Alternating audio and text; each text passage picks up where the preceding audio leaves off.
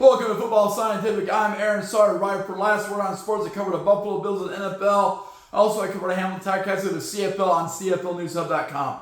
Today, we're talking about the NFL games for Week 2. All the NFL games, we're going to knock out our predictions and really get after this thing. I am joined by my guest host, Ziggy the Zebra. Ziggy the Zebra here, ready to go? I'm ready to fire it up. Let's talk about the NFL Week 2. Should be some exciting games starting here very, very soon. Okay, yes, very soon. No, I'm going to get started, I guess. Are we I good to go? No, I'll do the predictions. Oh, okay.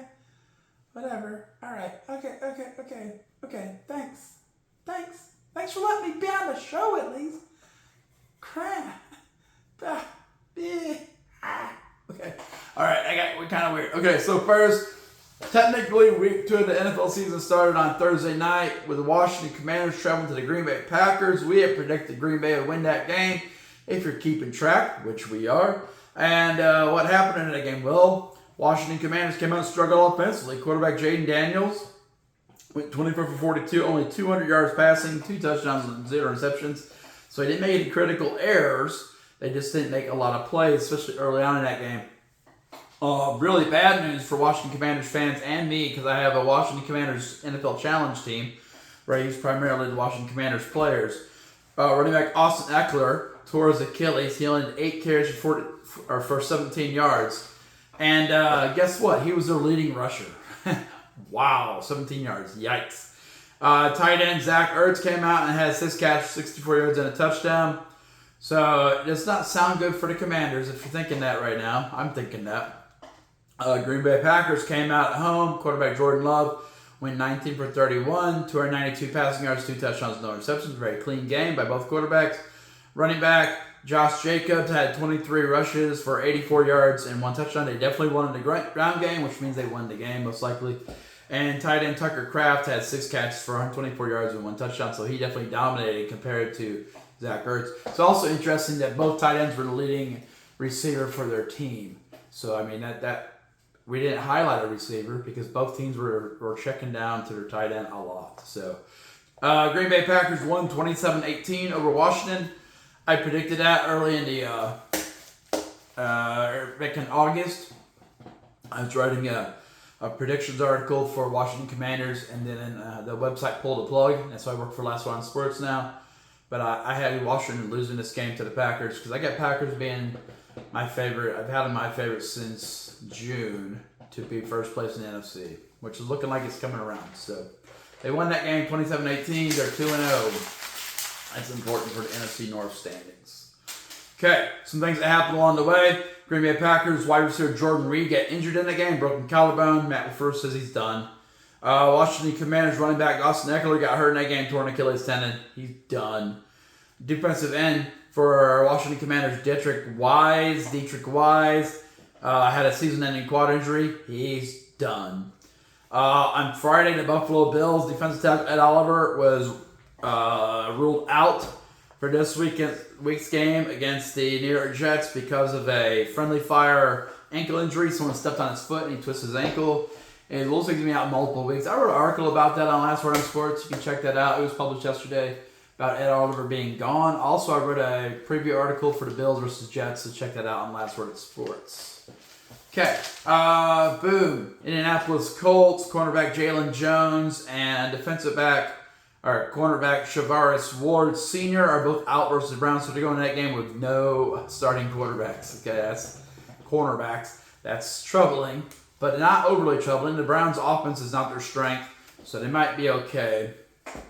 New York Giants left tackle Andrew Thomas is doubtful for Sunday. They're playing the Cowboys. They both need a win. It's probably not good to have your left tackle out when you have a right-handed quarterback. Russell Wilson that is right-handed. Kansas City Chiefs wide receiver Xavier Worthy is doubtful, most likely out. For fantasy people, you might be thinking, I better not start him. Minnesota Vikings cornerback Jeff Okudah. Offensive tackle Christian Darrison and linebacker Andrew Van Ginkel are all out. So if you're in an NFL league like I am that uses defensive players and offensive players, that could be impactful. think Andrew Van Ginkel. He's not on my team, but I've seen him on some other people's teams. Okay, Chicago Bears defensive back Kyler Gordon is out, and he is on one of my teams, so I had to replace him. Seattle Seahawks safety Nick Amanawori and cornerback Devin Witherspoon are both hurt for the Seattle Seahawks. Nick Amanawori is out, and Witherspoon is doubtful. Okay. Denver Broncos linebacker Dre Greenlaw is out for this week. Also affected my fantasy team. San Francisco 49ers quarterback Brock Purdy is out for this week and potentially next week, but they're not sure. They said he's coming along better than they thought he would. Cleveland Browns running back Quinshon Judkins is making his debut against the Ravens today. It's a tough team to make a debut against, but he might come out and pound the rock and give the Browns a chance to keep that game scoring down. New England Patriots, they traded wide receiver Jalen Polk and a 7th round pick to the New Orleans Saints for a 2027 6th round pick. Jalen Polk's on the IR list right now, so I mean, the New Orleans Saints isn't taking him out for immediate impact. They think he'll be good in the future. I mean, this gave up a 6th round pick, so not bad. Okay. Dallas Cowboys signed wide receiver Ryan Florney to the active roster from their practice squad. They also elevated defensive back Zion Childress and defensive back Robert Rochelle. A lot of teams are struggling with injuries right now in the NFL. I mean, you should have thought that was coming when all these people were getting hurt in training camp. It's just, I think it's a training method. I think the training methods are poor. They're doing something odd that's causing a lot of issues. A lot of jumping drills, I bet. Chicago Bears signed former 49ers kicker Jake Moody to their practice squad. They might be looking for another kicker, it looks like. They picked up Jake Moody, who's missed his kick, so he'd be perfect for the Bears. Atlanta Falcons rule the kicker Young-Ho Koo out for a non-injury situation, meaning he missed a game-winning kick last week against Tampa Bay. They have signed former Minnesota Viking and former UFL kicker Parker Romo. Used to kick for the San Antonio Brahmas. He's kicking for the Falcons now. Miami Dolphins. Offensive tackle Austin Jackson on the IR list. Okay. The Dallas Cowboys offensive guard Tyler Smith has reached an agreement with the Cowboys for a 4-year, $96 million contract extension. Kind of an odd time on Saturday evening. He's now the highest paid guard in the NFL. Okay, I guess they're trying to show, hey, we are willing to spend money, just not on players we don't think are going to help us win. Obviously, Michael Parsons is helping the Packers win. Tampa Bay Buccaneers ruled out wide receiver Chris Godwin and offensive tackle Tristan Wirfs. They play on Monday night, so there's 2 Monday night games this week. So that might make a difference on that. Although Chris Godwin didn't play last week and they still beat the Falcons, so take it for what it is. I think Tristan Wirfs being out is a bigger deal. Boom. There's teams interested in trading Philadelphia Eagles for A.J. Brown. The most interested team is New England Patriots. A.J. Brown had a really bad game last week. So I guess the Patriots are like, hey, he'll fit right in here. We're not good. Okay. So now we're going to get into our predictions for the NFL Week 2. First game today, 1 o'clock, LA Rams, who are 1-0 at Tennessee Titans, who are 0-1. This seems pretty academic. The Rams seem good, and the Titans seem not good. The Rams have a good running game. They have a decent quarterback. They have good receivers. They have a solid defense. Not a great defense, solid defense.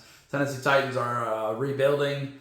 Cam Ward's good, but the rest are kind of shady, and the defense is not great. So I have this game going 24-18, the Rams over the Tennessee Titans. I just think the Rams are a better team, and they're going to win 24-18 and have a 2-0 start, which is a great way to start the season. Number 2, Buffalo Bills at New York Jets. A lot of people have this as a grinded-out style game. It sounds like a grinded-out style game. Buffalo Bills, New York Jets. AFC East, old school football, blah, blah, blah. That's not really how this is played anymore by these teams. So New York Jets have redone everything. Justin Fields, they got Breece Hall fired back up. They got a couple good receivers. Garrett Wilson is starting for them. Buffalo Bills, our offense is built entirely around Josh Allen and his skills. But we do have Keon Coleman, Khalil Shakir. We got 2 tight ends, Dalton Kincaid and Dawson Knox. And we got James Cook. So Yes, it seems like to me both teams are loaded offensively and will have an explosive game. No one's agreed with that so far. I saw like 27-21, stuff like that. I don't think so.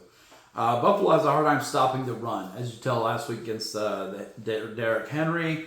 I think Breece Hall was going to get. He's not as good as Derrick Henry, but he's going to get some yards. Also, Justin Fields likes to run, unlike Lamar Jackson likes to run too, and they did hurt Buffalo. So Buffalo has Ed Oliver out. They're also thin at defensive tackle. I think they're going to have a hard time stopping the run. They need to prevent Garrett Wilson from hitting any deep passes on him like DeAndre Hopkins did last week. I don't see Buffalo. Buffalo cannot make a living of getting down in these games and then coming back in the fourth quarter and winning. You just can't live that way in the NFL for too long. They're supposed to be the best team in the AFC that everyone's saying now. I say take that with a grain of salt. But I say Buffalo does win this game. This is going to be a harder win than you expect, 42-31. I got this going way over compared to the Vegas breakdown. I don't think they did their research. Number 3, Seattle Seahawks are 0-1. Pittsburgh Steelers are 1-0. I suspect Pittsburgh's going to come out, good game plan, good running back, Aaron Rodgers, wide receivers. The defense is decent. They got a good defensive line. They have struggles at safety, so they're going to get some points up, I think. Seattle's coming out. They're kind of Sam Darnold is not a fan favorite, but they do have a running game. They do have a decent defense other than their line situation. So I think Pittsburgh will pound the rock. I think this will be a close, low-scoring game, 24-21, Pittsburgh against Seattle. Okay, boom. Number 4, Chicago Bears at Detroit Lions. Chicago Bears came out and looked awesome for 3 quarters against Minnesota and then blew the game in the fourth quarter. Caleb Williams looked horrible in the second half. Detroit Lions came out and got smacked by the Green Bay Packers. Both teams are 0-1. Both have high expectations. Detroit is smart. They'll come out and pound the rock with their group of running backs, Jahmyr Gibbs and David Montgomery. And they'll play action off that with Jared Goff, and they'll burn the Bears secondary. Okay? They got pound the rock, burn the Bears secondary. Boom. If you do that, they win 27-20 over the Bears, and the Bears will be 0-2 despite all the changes they made. Kind of sad to be a Bears fan. Next, New York Giants at Dallas Cowboys. Big game in the NFC East. Kind of a rivalry game. Dallas is going to come in. They've beaten the Giants 14 straight times. I think the Giants will make it difficult for Dallas to try and get this 15th straight win against them, but it will not work. They will come up short. I think Russell Wilson will throw an interception on the last drive, and the Cowboys will win 27-21. So that's how I believe it's going to go down. Number 6, Cleveland Browns at Baltimore Ravens. Both are 0-1, surprisingly, but they're different kinds of 0-1. The Cleveland Browns really don't have a lot of offensive impact. They lost to the Bengals because of the lack of offense. But they do have a really strong defense. Baltimore Ravens exploded on Buffalo, but could not stop them. Cleveland Browns' the offense is not as good as Buffalo's. They don't have the playmakers. They will come grind it out and try to shorten the game, which is a good call. And Baltimore will eventually win. I got them to win 31-17. I think they will struggle more than people would think. Okay, just because the Browns' defense is pretty good. San Francisco 49ers at New Orleans Saints. Big rivalry game here from the past when they were both in the NFC West. Boom, I got 49ers. They're all beat up. 49ers are all beat up. Mac Jones is going to be in this game. They got injuries all over the place. Wide receivers are banged up. They changed the kicker. The offense for the 49ers is beat up. And they got Mac Jones starting for them. New Orleans Saints come in, and they were already beat up. They're expected not to be good. They have crappy personnel, but their defense is solid. So I think this will be a grinded-out kind of game. I got the 49ers winning 21-20 over the Saints. I think the Saints will have a chance to steal this game. But I think they will also come up short on that, similar to last week. Number 8, New England Patriots travel to the Miami Dolphins. Both teams are in need of a win in the AFC East. I would love to see both teams lose to help Buffalo out, but I see this going. Patriots lost to the Raiders last week. Dolphins got smacked by the Colts. Dolphins had a players-only meeting to try and get things back on track. I think that will have an immediate impact for a short time. And it's in Miami, So I think that combination will have the Dolphins win this game 24-21. Tough game. I think they'll pick up their first win of the season. Number 9, Jacksonville Jaguars travel to Cincinnati Bengals, a battle of 1-0 teams. Okay, unexpected. Both teams are 1-0. They both, Jacksonville beat the Carolina Panthers last week with a solid game plan. Just didn't turn the ball over, play good defense. Cincinnati Bengals came out and actually ended up kind of doing the same against the Cleveland Browns. I have this being really an up and down the field game. Both teams are going to try and shorten the game to protect their defense. I think it's going to go 27-24 Bengals, and they're at home, so it's an advantage for them. Okay. Afternoon games. We have at 4 o'clock-ish.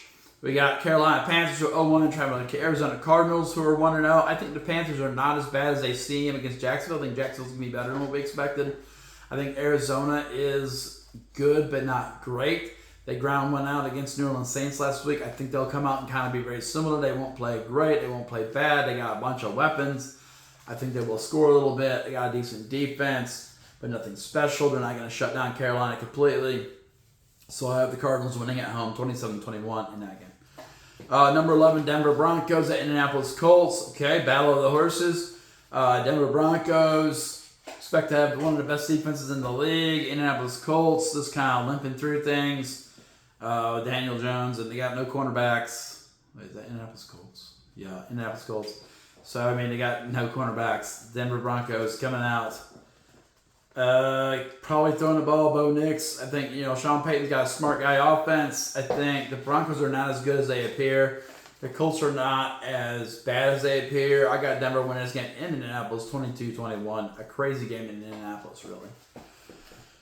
And then the last 4 o'clock game, we got Philadelphia Eagles at Kansas City Chiefs, rematch of the Super Bowl. It's that the Chiefs are beat up, the Eagles are beat up, they're both beat up, so it's not really like the Super Bowl. It's just similar. I got the Chiefs coming out and moving the ball and looking pretty good for a while, but then making some key mistakes. Philadelphia Eagles will come out and just grind. Saquon Barkley, Jalen Hurts, just grind. Defense will work. I got this game going 24-23. Eagles at Kansas City. I think they're the better team. Okay. Then special games tonight. Sunday Night Football. We got Atlanta Falcons at Minnesota Vikings on primetime. What's going to happen there? I think the Vikings are going to come out. J.J. McCarthy kind of got into a groove last week. I think he will have a slow start once again. I think they'll give the Falcons a chance to kind of build a lead. But I think Minnesota will come out and come back. You can't do that all year, guys, but I think they can do it against the Falcons in Minnesota. I have Minnesota winning 24-21. Okay, Monday Night Football. Tomorrow, the first game at 7 p.m. We got Tampa Bay Buccaneers at Houston Texans. Tampa Bay is 1-0 after beating the Falcons last week. Houston Texans are 0-1 in need of a win. If Colts win and Texans lose, Colts will be the leader in the AFC South. They'll be looking pretty good. So Tampa Bay is going to come out. I think Tampa Bay's got, Chris Godwin's out. Tristan Wirfs is out. Houston Texans are pretty much healthy other than the fact that they don't have Joe Mixon, who sounds like he might be done. I think Houston's more healthy and they're at home, so I got them winning 24-20 over the Tampa Bay Buccaneers.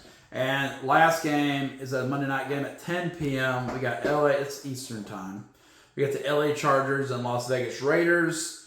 They're both 1-0. Once again, another unlikely 1-0 versus 1-0 battle in the AFC West. Two rivals here. LA Chargers, I believe, are going to come out and just be very fundamental with Jim Harbaugh's offense. I think the Raiders will be competitive. There's no reason they can't be competitive. They are 1-0. I think ultimately the Chargers are the better team. I think the Raiders will make some key mistakes down the stretch. They'll kind of catch up with themselves, and the Chargers will win 25-22. Okay, so that's our NFL predictions. And then IFL, some moves were made. San Antonio Gunslingers released offensive lineman Darius Anderson, defensive back Lakeith Murray, offensive lineman Mikhail Harvey, defensive lineman Austin Collier, and they moved to the league injured reserve list, defensive back Jalen Phelps. Okay, so that is the football for today. That's our NFL predictions. If you bet on those, let me know how we did. I think we're going to do really well. We'll 1-0. Last week we were 16 games, 13-3. Pretty good. That's pretty good. So that's pretty good. Check out pregame articles on Last Word on Sports for the NFL, and all other sports are covered there too. And CFL News Hub, we talked about the CFL this week. Great weekend in the CFL. We went 3-1 there. Tirecast won. So I mean, it's all looking good there. So you're getting to the last third of the season of the CFL finally. To grinding it out here, but still got 6 games left. We're still going to see how it plays out. Thanks for joining us today here on Football Scientific. We're going to have a new intro added to our video as soon as I get a chance to download the video editor to add that, so we'll look a little more professional. No AI still, no fake stuff. My daughter made it, so we're going to add that to the front of the video as soon as I get a chance to experiment with that a little bit. Okay, so that's the plan, and check out or like the video if you like it, and then subscribe, and we'll see if we can build this thing up even better. We are growing every day, so it's just a matter of continuing the growth, I guess. So that's Football Scientific for today and our NFL predictions.